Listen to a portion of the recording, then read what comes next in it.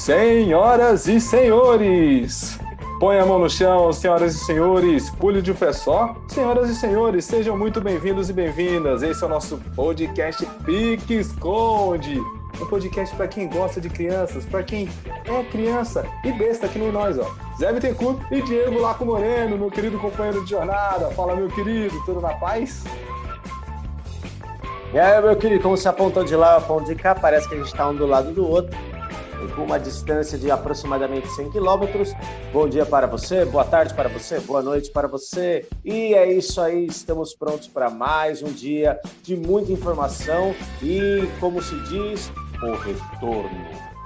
Ah, garoto, esse é o nosso retorno. Para quem não está entendendo nada, eu vou explicar direitinho. Essa é a parte 2 do nosso tema Jogos de Tabuleiro. Tá? Então, se você não está entendendo nada, volta a uma casinha, pode até assistir lá no nosso canalzinho do YouTube, o Pique Esconde, já vai estar bonitinho lá o vídeo falando sobre jogos de tabuleiro, beleza? Fechou?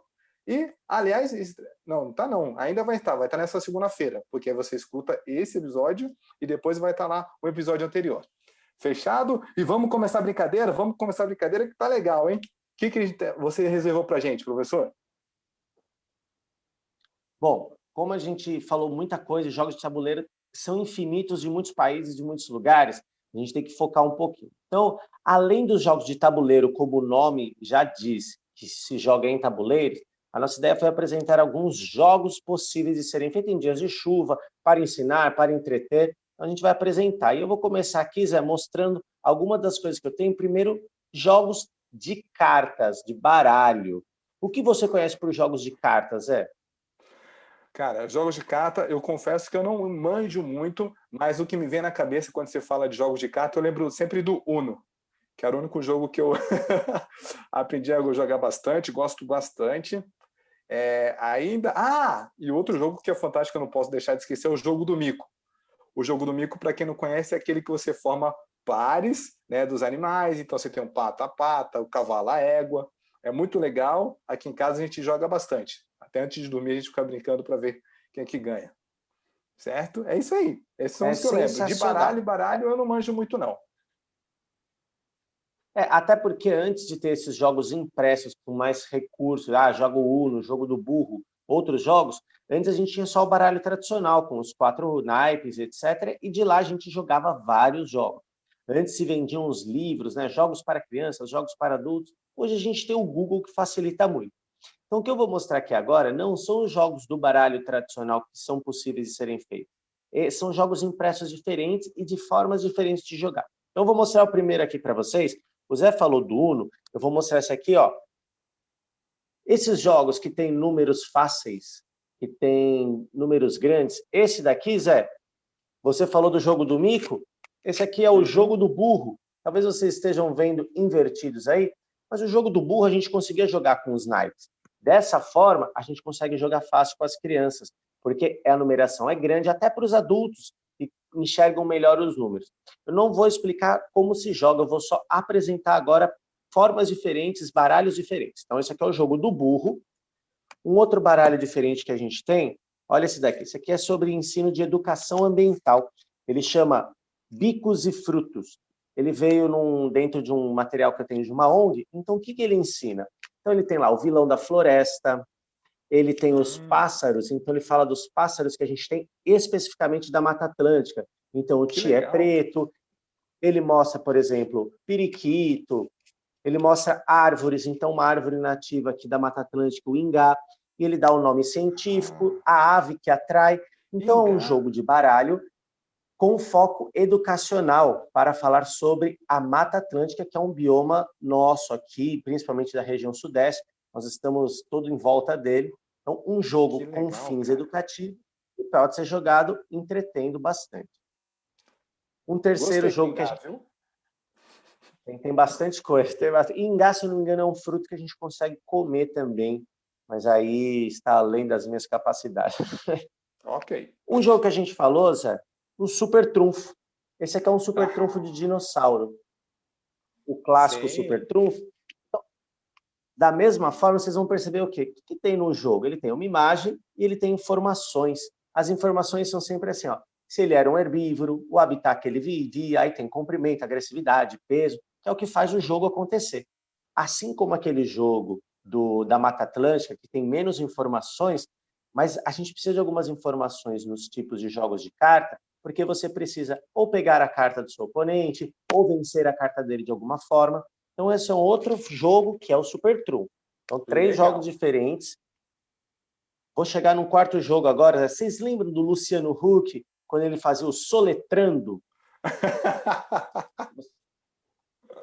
Esse aqui é o jogo Soletrando de baralho.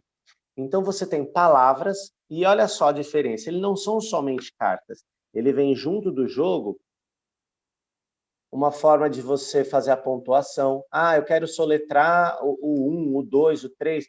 São cartas mais fáceis, e vem a opção de uma outra pecinha que é a dica.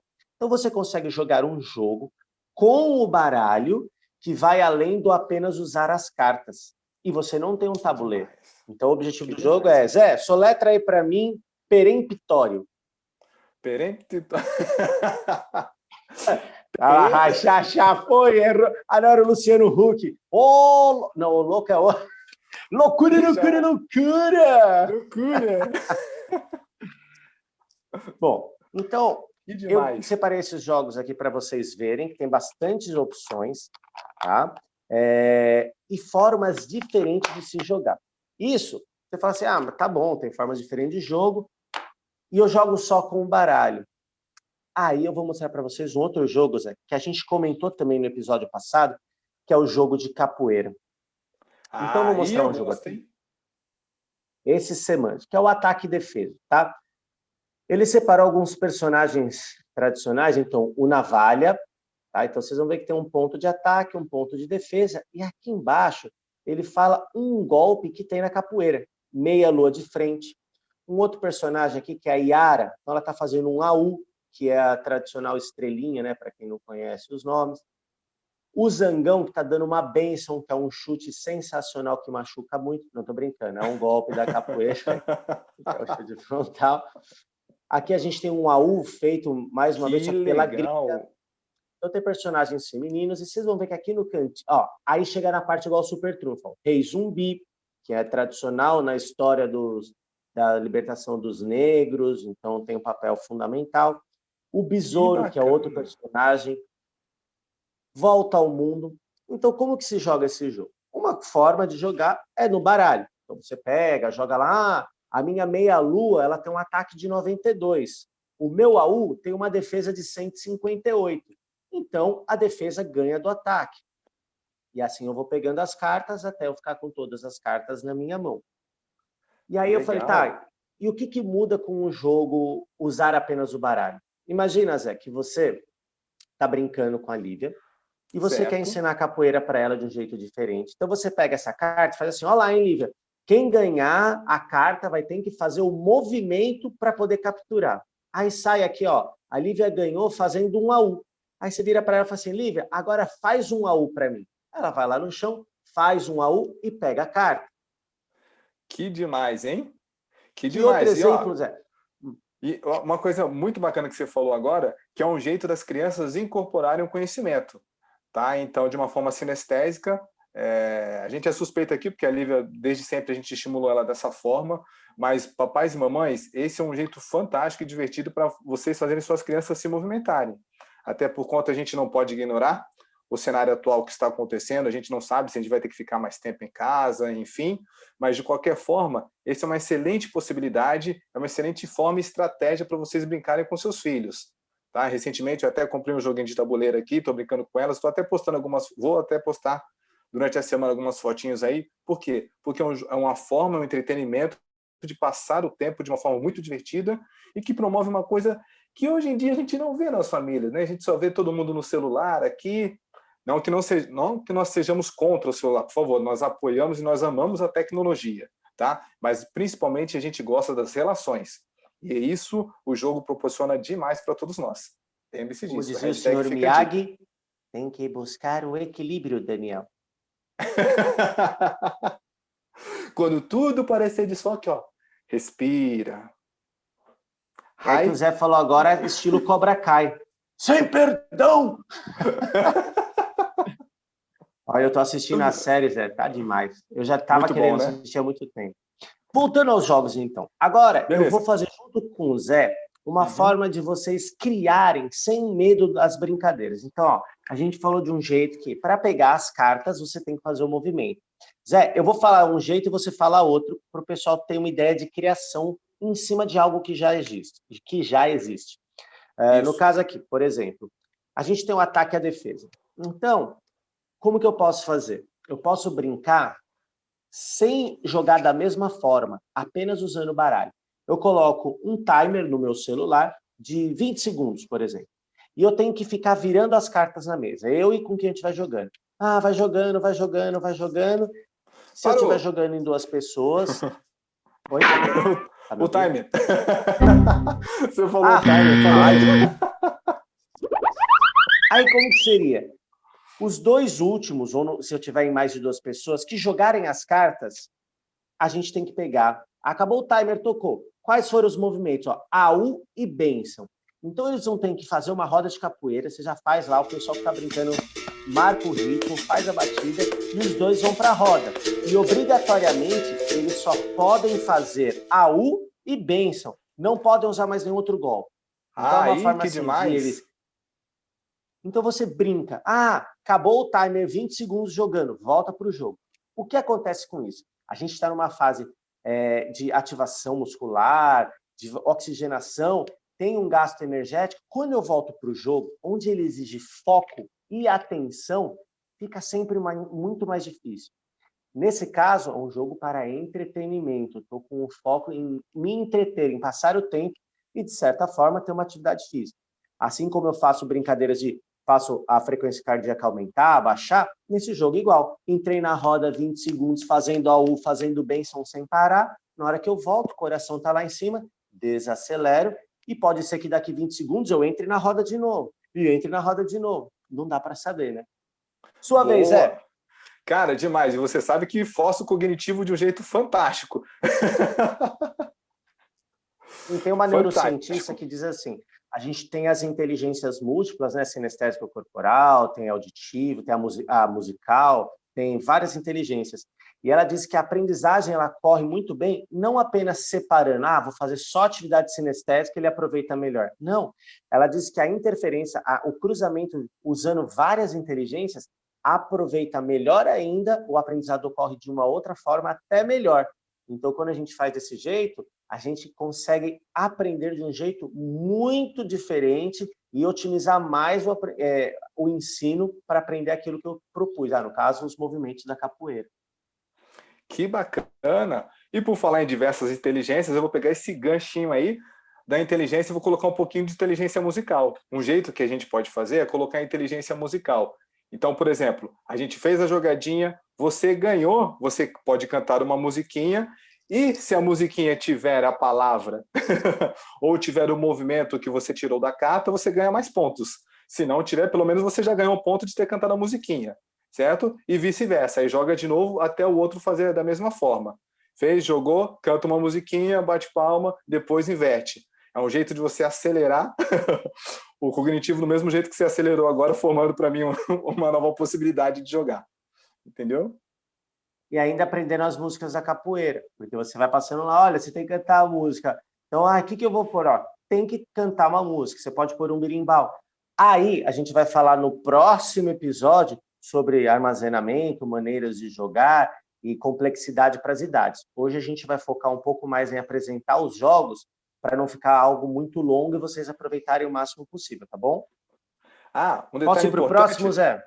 Podemos, só para confirmar, se tinha falado aí da capoeira, da inteligência musical, um detalhe muito importante que muitas pessoas não sabem, quem é capoeirista, obviamente, já sabe, mas um detalhe muito importante é que através das músicas é que se conhece os movimentos, né, que se passa a história, que se passa o conhecimento. Então, por exemplo, quando está rolando a música, os capoeiristas eles têm que estar atentos a todo o ambiente, a todo o espaço. Isso que é muito legal, que a neurociência hoje está comprovando de você estar presente a todo momento. Porque tudo que a pessoa estiver cantando na música pode ser útil para fazer durante o jogo. Isso é muito legal para passar para as crianças e elas entenderem dessa forma. É como a contação de histórias, você passa os valores através da contação de histórias Na capoeira, a mesma coisa. Você passa o ensinamento através da música e daquele momento que está rolando o jogo. Beleza? Próximo jogo. Legal. Próximo jogo. Esse é um jogo completamente diferente. Eu imagino que poucos viram que pode ser jogado com deficientes visuais, que a gente tem que pensar como que um jogo é acessível. Se eu pego um baralho que ele é só visual e eu tenho um amigo que não enxerga, eu já tenho que obrigatoriamente, para ele participar, adaptar. Esse jogo aqui, ele já envolve texturas, formas diferentes, então é muito fácil de ser jogado, ele é muito bacana. Esse jogo, ele se chama Vector 4. Então ele é um tabuleiro com 4x4, né? São 16 casas. Ó, fiz a conta rápida. E ele tem formas e texturas diferentes. Então, a cor para um deficiente visual não vai importar, mas olha só, aqui são 4 peças grandes. Eram 4 peças grandes, escuras, né, pretas. Elas têm uma textura e são vazadas ou cheias. E da mesma forma que eu tenho essas, eu tenho as peças claras, que são lisas, também vazadas ou cheias. Então, eu tenho 4 pedras grandes, 4 pedras pequenas, com texturas e lisas. E como é que funciona esse jogo? Ele é meio parecido com o jogo da velha. Então, ao invés de eu colocar a minha pedra numa casinha que eu quero, eu pego a minha pedra, dou para o meu amigo e ele coloca a pedra que eu escolhi num lugar. Então, vou dar um exemplo. Eu dei um quadradinho para ele aqui vazado, ele vai e me dá um outro. Como é que a gente faz ponto nesse jogo? Tem muitas formas, do simples para o complexo. O simples, fazendo igual o jogo da velha, nas linhas. Então, eu faço só vertical, horizontal. Ponto. Outra forma de fazer, como é que eu faço os pontos? Todas as peças grandes, todas as peças com textura, todas as peças lisas, todas as peças com forma igual. Então, por exemplo, eu tenho quadrado grande, quadrado pequeno, com textura e sem textura, mas são quadrados. Posso pôr todas as peças vazadas, então eu tenho círculo vazado, quadrado vazado, aqui são todas vazadas, eu faço ponto. E aí o jogo vai ficando mais difícil. Por quê? Além de eu pensar que não sou eu que coloco a pedra, eu tenho que dar para o meu amigo e pensar uma jogada à frente. Me obriga a pensar sempre uma jogada à frente. E a forma mais complexa do jogo, além dessas formas de fazer ponto, tem a diagonal e nos quadrados. Eu faço no quadrante. Uau, hein? É um jogo muito legal, exige muita atenção, e você pode estimular como? Fazendo os olhos vendados, e aí eu tenho que sentir as casas. Isso, para explicar um pouquinho mais para vocês, a gente tem 2 formas, que é o feedback e feed forward.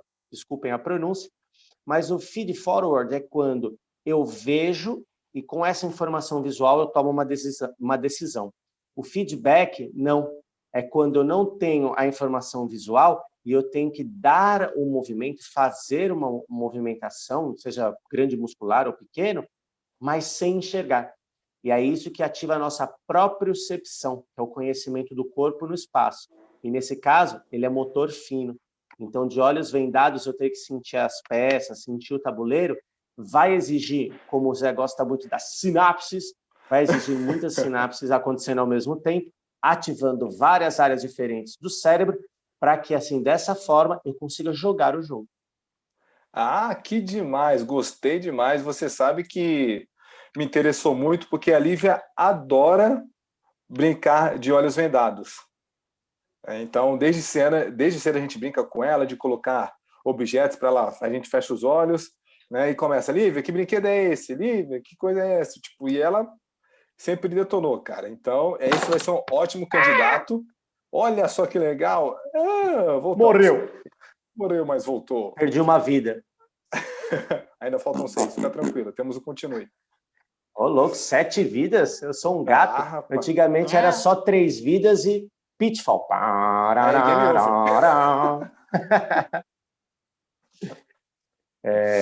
Quanto tempo a gente tem, Zé? Só para eu saber o tempo que dá para eu trabalhar aqui com a apresentação.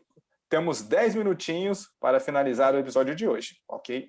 Então, olha só, tá tudo perfeitamente programado. Estou me sentindo Galvão Bueno. Não, Galvão Bueno não, um narrador de futebol, a Rádio Bandeirantes, que eu nunca lembro os nomes. Bateu, chutou, bateu. Tá lá, guardou. Só não é do Botafogo, Zé, desculpa. Eu entendo, o importante é ter saúde. Mas olha só, eu posso falar que é do Palmeiras, com times à parte. Ok. Vamos para o próximo jogo. Eu vou mostrar para vocês agora um jogo que eu tenho aqui. Eu tenho esse jogo desde criança. Desde criança eu dou manutenção no jogo igual? Não, mas isso vai ficar no próximo episódio. Tá? Mas eu vou mostrar o estado que está meu jogo. Isso aqui é um jogo clássico chamado Jogo da Vida. Olha só, a caixa, se vocês vão ver, ela está gasta, tem remendo com durex, mas ela continuou cumprindo seu papel. E olha como era o tabuleiro antigamente. Então, o estado do tabuleiro mostra para vocês que ele é um tabuleiro que está muito bom e impecável. Caramba, que demais, hein? Eu vou aproximar um pouquinho aqui. Vocês não vão conseguir ver o tabuleiro, tá? Fiquem tranquilos. Eu vou ficar aqui, sim. Mas não preciso, tem microfone. Olha só, aqui é um jogo de percurso. O que é um jogo de percurso? Eu começo num ponto, faço o percurso até chegar no final do jogo. Isso é um jogo de percurso, tá? E aí eu tenho em cada casa uma missão. Esse é um jogo que leva um tempo considerável para se jogar, então ele é um passatempo muito bem elaborado, tá? Então, além desse tabuleiro, o que envolve o jogo da vida? Assim como a nossa vida, a gente nasce, a gente cresce, se desenvolve, e tudo que acontece no meio. Eu compro uma casa, eu tenho um filho, eu caso, eu me divorcio, eu ganho uma casa, eu perco tudo, pega fogo, compro um cavalo. Coisas da vida, né? Comprar um cavalo. Depende, para quem mora na fazenda. O jogo, ele tinha notas, tá? Então essa aqui é de 100 mil, peguei logo a mais alta, que ficava em cima. Então 100 mil, 50 mil, 20 mil, que é o dinheiro do jogo. Boa. Tem uma roleta, que eu tinha até falado no episódio passado, que era, hoje em dia, digital. Essa aqui é a manual. Lembra que eu falei que ela parava no meinho? Olha lá. Aqui é 10, ó. É 10, é 10. É 10, é 10. Passou, já era. Então, assim como na roleta, também existia um momento de jogo de azar, né, não de sorte, onde você pegava, assim como num jogo de roleta, quem já foi num cassino, num navio ou em Las Vegas, que não é meu caso, você tinha uma opção de colocar as notas deitadas e se desse qualquer número você ganhava, ou o jogo mais arriscado, que você põe num número só, e aí você ganhava mais ainda. Então, tinha isso. E, claro, o que faz a peça que anda no tabuleiro, que era um carrinho com pininhos rosas e azuis para identificar masculino e feminino no caso, porque você tinha 6 espaços no carrinho. Você, sua esposa e você poderia ter 4 filhos. O que no jogo é muito interessante, porque ao final de tudo, quando acabava o jogo, cada filho valia não sei quantos mil reais lá no caso. Então, quanto maior a sua família, no final da sua vida, mais pontos você tinha. E aí, com esses carrinhos, você ia jogando. Tá? Essas pecinhas foram para mostrar para vocês, mas ele é um jogo que tem regras claras, bem construídas, e não tem necessidade de mudar. Não, vamos dar um jeitinho aqui ali ou não. Não, jogar ele como é elaborado, você simplesmente se diverte e vai até o final brincando. E claro, como deixá-lo mais simples ou mais complexo? Nesse caso, aí vale a pena ouvir o próximo episódio, que é como que eu escolho um jogo para que idade? Isso é uma coisa muito importante. A gente precisa ver, principalmente, a faixa... obviamente que a gente vai ver a faixa etária do jogo, mas principalmente a gente vai ver a capacidade que seu filho ou sua filha tem naquele momento. Não adianta nada você comprar um jogo da vida para o seu filho se ele ainda tem 3 ou 4 anos, se ele ainda não sabe ler. Mas meu filho tem 3 anos e já sabe ler. Calma, gente. É porque é muito mais complexo, como o próprio professor Diego falou, a gente sempre vai do simples ao complexo. Por exemplo, recentemente a gente comprou aqui o jogo de tabuleiros, a gente comprou o Ludo, a Dama, a Trilha e o Pega-Vareta. É um conjuntinho que vem todos. Né? O Pega-Varetas é um jogo que é indicado para crianças a partir de 7, 8 anos. Mas a minha filha não tem 7 anos. Mas por que eu comprei? Porque eu sei que ela gosta de se desafiar e eu sei que ela gosta de fazer coisas fininhas, ela gosta de detalhes. E o Pega-Vareta é uma brincadeira que trabalha a capacidade de coordenação motora fina. Então, eu sei, você percebe, você sente que é um desafio para a criança e ela vai ficar treinando. e ela vai me chamar para treinar, tá? E é claro que, obviamente, a gente vai trabalhar com a questão de ganhar e perder, que é super importante para as crianças, principalmente no tempo atual que estamos, dentro de casa. Eu vou mostrar para vocês agora um bônus, que é um jogo para adultos. Ele não é um jogo de tabuleiro, mas é um passatempo. Olha o tamanho disso daqui. Isso aqui é uma argola presa por por 2 linhas diferentes, e as argolas não saem. O objetivo desse jogo é tirar essa argolinha que está presa nos fios, e somente isso. Eu nunca consegui. É um jogo de passatempo que você tem que ficar lá pensando, um por cima, um por baixo. É um passatempo adulto de um mini-jogo. Existem outros menores. Tá? É um passatempo, então, ou dependendo do adulto, um passa-raiva. Né? Exatamente. Se ele não aguentar. Isso, foi bom você ter falado isso, porque a inteligência emocional vem nesses momentos. E você, como toda meditação, é dar foco em uma coisa só. Então, na meditação, você não pensa em nada. Na verdade, você tem foco numa coisa só. Não é que você esvazia a mente. Se eu dou foco na respiração, eu penso só na respiração. E aqui, eu dou foco aonde? Apenas um jogo, para abstrair minha mente, para dar foco, desacelerar. E se eu passo raiva, aí eu vou começar a analisar. Será que eu sou uma pessoa controladora que só quer as coisas do meu próprio jeito?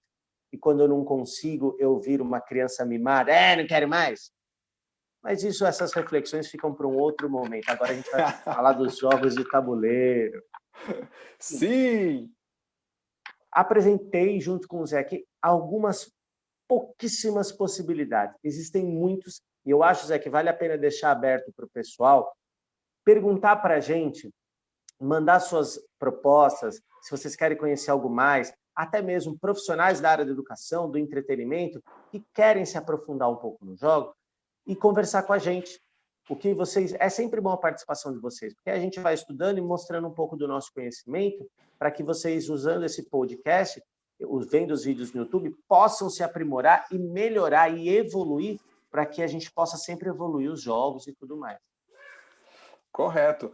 Você falou uma palavra muito importante, inteligência emocional, e é muito bacana você perceber isso quando você está brincando com seu filho ou com sua filha. Você percebe quais os tipos de comportamento e você começa a perceber e desenvolver estratégias para potencializar algumas coisas e diminuir outras. É como dizia a mestre Miyagi, equilibrar.